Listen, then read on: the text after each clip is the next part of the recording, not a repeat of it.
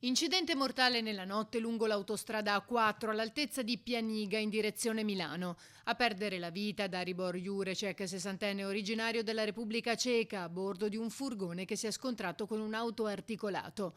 La tragedia sarebbe infatti avvenuta poco distante da un tratto in cui erano presenti rallentamenti a causa di un cantiere autostradale e secondo una prima ricostruzione il mezzo guidato dal 60enne si sarebbe scontrato col retro del mezzo pesante rimanendo incastrato.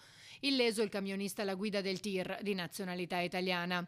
Sul posto sono giunti i sanitari del 118, i vigili del fuoco di Padova e la polizia stradale di Venezia per i rilievi, oltre ai mezzi ausiliari di CAV, concessioni autostradali venete.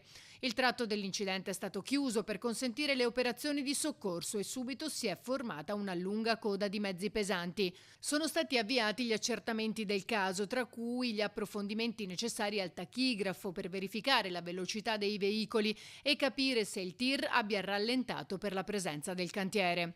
CAV precisa che l'incidente si è verificato in un tratto in cui si erano formati già dei rallentamenti opportunamente segnalati a causa appunto del cantiere notturno per lavori di manutenzione.